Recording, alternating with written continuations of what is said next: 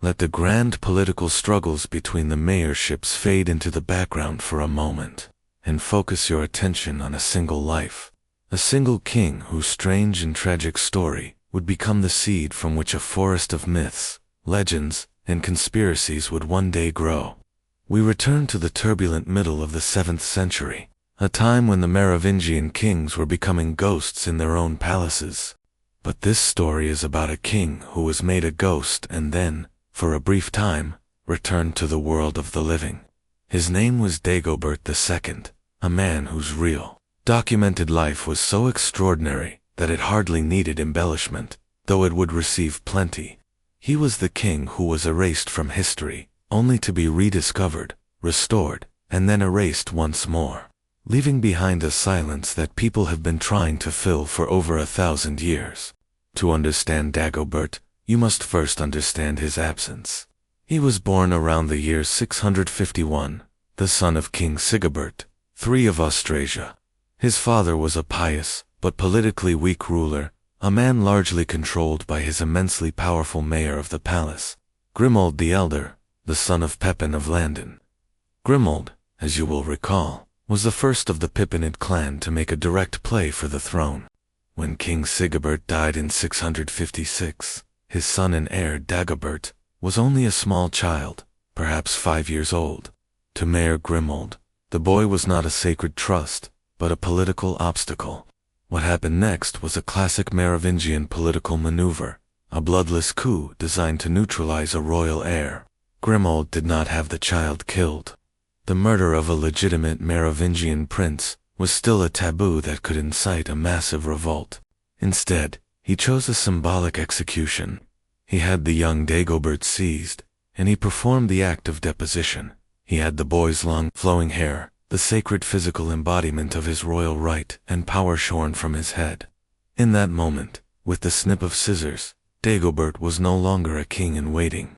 He was just a boy. To complete the act, Grimoald entrusted the tonsured child to Dido, the bishop of Poitiers, with instructions to make him disappear forever. The bishop chose his destination with care. He sent the exiled prince to the one place in the known world that was almost entirely cut off from the political intrigues of the Frankish kingdoms, Ireland. Imagine the journey for a moment. A small child, stripped of his identity, taken from the only home he had ever known, and sent across the sea to a remote island monastery. To the Franks, Ireland was a mysterious place on the very edge of the world, a land of saints, scholars, and strange customs. It was the perfect place to lose a king. Dagobert vanished from the Frankish chronicle. In Austrasia, Grimoald placed his own son on the throne, and when that coup failed, other distant Merovingian cousins were eventually found to serve as puppets. For all intents and purposes, Dagobert too ceased to exist. For nearly 20 years, the forgotten prince grew up in this Irish exile. What must his life have been like? He was raised not as a warrior prince but as a monastic scholar, in a place like the great monastery of Slane. He would have received a superb education at the hands of the Irish monks, who were the keepers of classical learning in this era. He would have learned to read and write Latin fluently, to study scripture, and perhaps even to read Greek. He was immersed in the unique culture of Celtic Christianity, with its emphasis on learning, asceticism, and a close relationship with the natural world. He grew into a man whose mind was shaped not by the Frankish warrior assembly, but by the quiet scriptorium of an Irish monastery. Later traditions, recorded in saints' lives, tell us that during his long exile in the British Isles, he married an Anglo-Saxon princess, and that they may have had children. This detail, though not verifiable in contemporary sources, would become a crucial element in the legends that would later surround his name. While Dagobert was living this quiet, scholarly life, the Frankish world continued to tear itself apart. The Neustrian mayor Ebroin was in the ascendant, attempting to impose his tyrannical rule over all the kingdoms. The nobles of Austrasia, fiercely protective of their independence, found themselves in desperate need of a leader. But they needed more than just a military commander. They needed a king, a figure of unimpeachable legitimacy, to act as a rallying point against Ebroin's ambitions. Their own puppet kings were not enough. They needed a direct descendant of their revered king, Dagobert III. And then, someone remembered. Perhaps it was Bishop Wilfrid of York, an influential English churchman who traveled extensively and had connections in both Ireland and Gaul. Perhaps it was an old nobleman in Austrasia who had never forgotten the story of the lost prince. The chronicles are unclear, but a message was sent across the sea. The Austrasian nobles, now led by their own mayor, Wulfold, had decided to recall their forgotten king. It was a purely political move. They needed a legitimate Merovingian to sanction their struggle against Neustria, and the suddenly remembered Dagobert was the perfect candidate. Imagine Dagobert's perspective. He was now a man in his mid-20s, a husband and father, living a life of quiet contemplation. And then, envoys arrive from a world he has not seen since he was a small child. They tell him that he is the rightful king of Austrasia, and that the men who now run the kingdom want him back. After 2 decades in exile, the prince who had been erased from history was being invited to return. The journey home must have been surreal. He was returning not to a home he remembered, but to a land that was foreign to him, to a court of hard-bitten Frankish nobles whose language and customs were not entirely his own. In 676, Dagobert II was formally restored to the throne of his father. The king who had been lost was found. He was a living ghost, a man who had returned from a political death, placed back on the throne to serve the interests of the powerful men who had summoned him. But Dagobert was not the simple, pliable puppet the Austrasian nobles might have been hoping for. He was an educated, intelligent, and strong-willed man, his character forged in the crucible of exile. He was a legitimate Merovingian king, and he intended to rule as one. This immediately set him on a collision course with the very powers that had engineered his return. Could a king who was brought back to be a figurehead actually govern in his own right? And what would happen when his agenda, the agenda of a rightful king seeking to restore the power of the crown, inevitably clashed with the ambitions of the powerful Austrasian mayor, the fiercely independent nobles, and the tyrannical Neustrian rival, Ebroin, who saw his very existence as a mortal threat? Dagobert II's return to the throne of Austrasia was not a triumphant restoration in a stable kingdom. It was a political maneuver in a realm on the brink of civil war. The men who had recalled him from his long Irish exile did not do so out of a sense of justice or loyalty to his bloodline. They did it because they needed a weapon.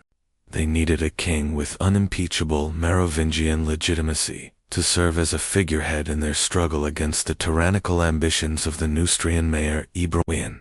They expected their new king to be a grateful and compliant puppet.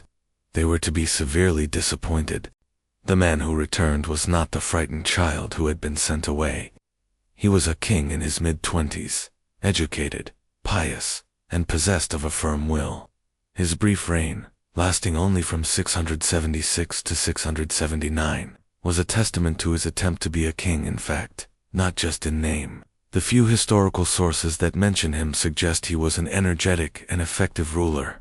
One of his first priorities was to restore the authority and financial stability of the Austrasian crown, which had been severely eroded by decades of mayoral rule and grants to the nobility. This meant attempting to reclaim royal lands and revenues, an act that immediately put him in direct conflict with the very aristocratic faction that had placed him on the throne. A small but significant piece of evidence for his assertive rule can be found in the coins minted during his reign. In an age when royal power was often symbolic, the minting of currency was a fundamental expression of sovereignty. Dagobert issued new tremises, small gold coins, bearing his own name and royal image. This was not the act of a powerless figurehead. It was the act of a king asserting his economic and political authority, signaling to the world that a true monarch once again reigned in Austrasia. His piety, shaped by his decades among the Irish and Anglo-Saxon monks, also defined his rule. He was a devout man who actively supported the church, but he favored the strain of Christianity he had known in his exile. He became a close ally and patron of St. Wilfrid of York, the same influential bishop who may have helped orchestrate his return. He founded monasteries and endowed churches, particularly in the Ardennes region, attempting to build a power base of loyal churchmen who were tied to him personally, rather than to the established Frankish bishops, allied with the mayor and the local aristocracy. Every one of these actions, while sensible for a king trying to consolidate his power, earned him a new enemy. He was surrounded. In his own kingdom, the Austrasian nobles, led by the powerful Mayor Wulfold, began to see him as a threat. He was not the pliable instrument they had hoped for. He was trying to reclaim the power they had grown accustomed to wielding themselves. Their resentment grew, and beyond his borders, in the rival kingdom of Neustria, the powerful Mayor Ebroin saw Dagobert's success as a mortal danger. A strong, legitimate, and popular king in Austrasia was the single greatest obstacle to Ebroin's plan to dominate the entire Frankish world. The chronicles of the time are clear that Ebroin was actively plotting his downfall. Thus Dagobert found himself in an impossible position, caught between the hammer of his external rival and the anvil of his internal ones. His reign was a precarious balancing act, and it could not last. In December of the year 679, the king went on a hunting expedition. This was a traditional pastime for Merovingian rulers, a way to display their martial prowess and entertain their court. The hunt took place in the vast royal forest of Wouver, near his royal villa at Stenay, in the heart of the Ardennes. Here, in the dense, misty woods, away from the main body of his royal guard, the king was vulnerable. The details of his death are sparse and come from several sources that offer slightly different accounts. The Life of St. Wilfrid, written by a contemporary, states that Dagobert was treacherously slain through the trickery of the dukes, with the consent of the bishop. This points to a conspiracy among his own Austrasian nobles. Another source, the later Life of St. Dagobert, claims that the murder was carried out by a henchman of the Neustrian mayor, Ebroin. The most common version of the story, synthesized from several traditions, is that the king, tired from the day's hunt, lay down to rest beneath a tree. As he slept, an assassin, some sources even claim it was his own godson, acting on Ebroin's orders, stole upon him and stabbed him in the eye with a lance or a knife, killing him instantly. The most likely reality is that it was a collaborative effort. The murder of Dagobert II was a political assassination of immense convenience for all of his enemies. Ebroin was rid of his most legitimate rival, and the Austrasian nobles and their mayor were rid of a king who had proven to be far too independent and difficult to control.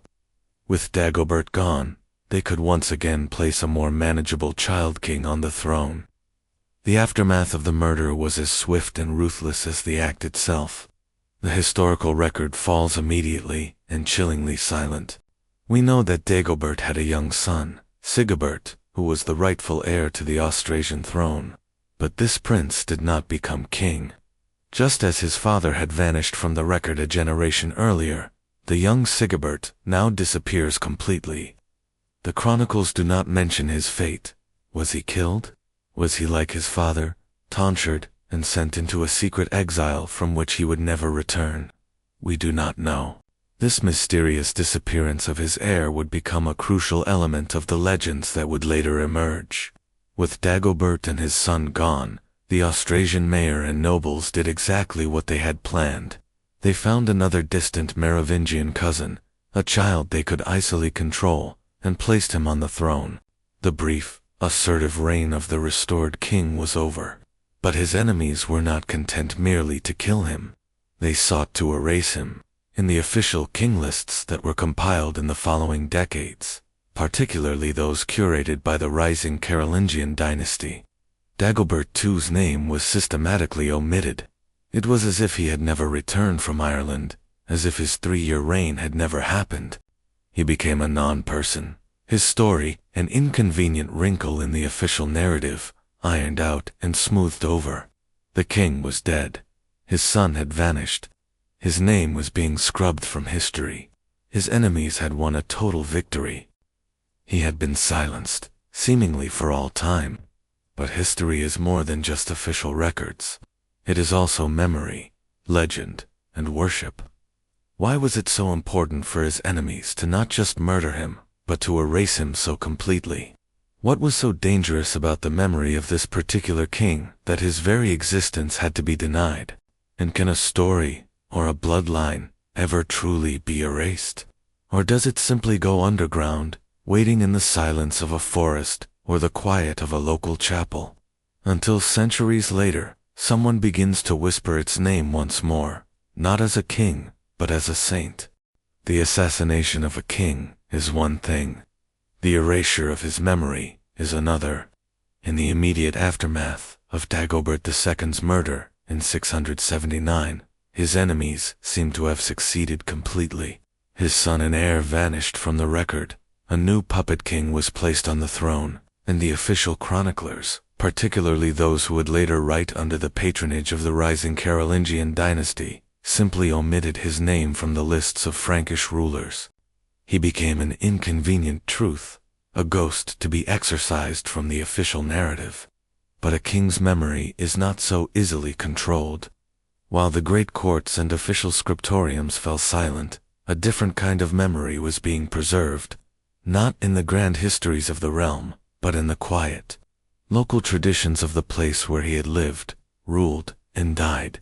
In the region around Stenay, in the forest of Woover, the people did not forget their king. They had seen him as a just and pious ruler, a man who had returned from a long and unfair exile, only to be cut down by treachery. In their eyes, his death was not just a political murder, it was an act of martyrdom. This is a crucial transformation. A martyr is not merely a victim. A martyr is a witness whose death has a sacred meaning. A local cult began to form, centered on the site of his murder. The stories of his piety, his support for the local monasteries, and his unjust death were told and retold. Miracles were soon reported at his tomb. The sick were said to be healed, the blind given sight. The murdered king was becoming a holy man. A basilica was eventually built in his honor at Stenay, and his remains were enshrined within it as the sacred relics of a saint. For 2 centuries, this veneration of Saint Dagobert was a purely local phenomenon, a popular cult that existed outside the official sanction of the wider church. It was a memory kept alive by the common people and the monks of the Ardennes region, a quiet act of defiance against the official, sanitized version of history. Then, in the late 9th century, something remarkable happened. Nearly 200 years after his death and erasure, the cult of Saint Dagobert was officially recognized by the church.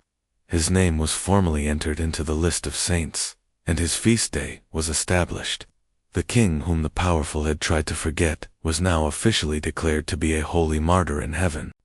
Why the reversal? By this time, the political landscape had completely changed. The Merovingian dynasty was long gone, and the Carolingian Empire of Charlemagne had risen and was itself beginning to fracture. The old political reasons for suppressing Dagobert's memory were no longer relevant. Recognizing his sainthood was a politically safe way for the church to embrace a popular and long-standing local tradition, to cement his new status.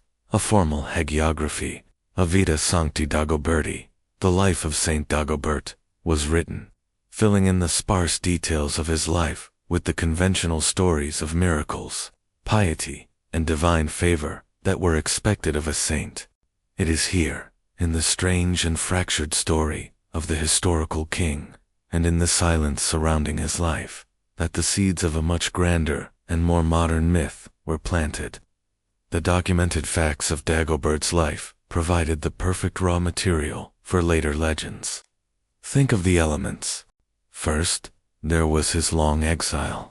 A 20-year gap in a king's life is a blank canvas onto which any story can be painted. Did he merely study in a monastery, or did he travel, make secret pacts, or guard some ancient knowledge passed to him by the learned Irish monks? Second, there was his marriage.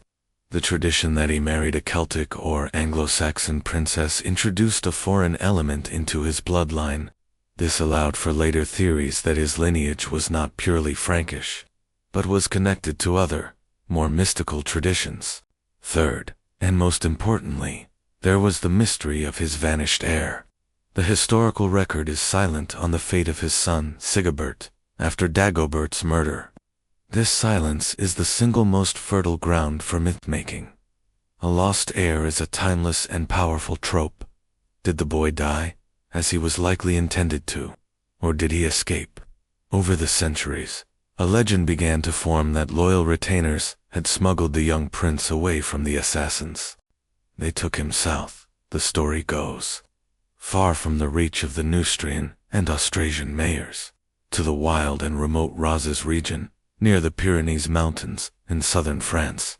There, he was said to have grown up in secret, married into the local Visigothic nobility, and continued his father's sacred bloodline in obscurity. For centuries, these were little more than obscure local legends, but in the 20th century, they were gathered up, magnified, and woven into a vast and intricate conspiracy theory, most famously detailed in the 1982 book, The Holy Blood and the Holy Grail. This modern myth took all the strange elements of Dagobert's life and gave them a breathtaking new context. His murder was real. It was no longer a simple 7th century political assassination. It was now portrayed as a pivotal event in a secret war that had been raging for centuries. A conspiracy by the church and rival powers to destroy the sacred bloodline of Jesus Christ, which, the theory claims, was carried by the Merovingian kings. In this explosive new narrative, Dagobert too becomes the martyred Grail king, killed because he knew his own holy ancestry, and his vanished son, Sigibert, becomes the crucial link. His supposed escape to the south is seen as the moment the bloodline, the true Holy Grail, was preserved. His descendants, it is claimed, became the Grail dynasty, a line of secret kings protected through the ages by a hidden order, the Priory of Sion. The small French village of Rennes-le-Château, located in the very Razes region, where Sigibert was said to have taken refuge, became the epicenter of this modern mystery. And so, the story of Dagobert too comes full circle. He exists now in two parallel worlds. There is the Dagobert of history, a real Merovingian king whose life was a tragic but understandable story of 7th century power, politics, sexile, restoration, and assassination. Then there is the Dagobert of legend, a holy saint, a Christian martyr, and, in the modern imagination, the keeper of a secret that could overturn the foundations of Western civilization. The profound silence that his enemies tried to create around him became, in a great historical irony, the very thing that made him so fascinating. The gaps in his story, the erasures in the official record, became a vacuum that human memory, imagination, and conspiracy were only too eager to fill. His story is a powerful lesson in how history and myth feed on one another. When the truth is deliberately buried, the stories that grow in the soil above are often more powerful and more enduring than the forgotten facts. The murdered king, in the end, found his immortality, not in the royal chronicles of his own time, but in the saints' calendars, the whispered legends, and the grand intricate conspiracies of the centuries that followed.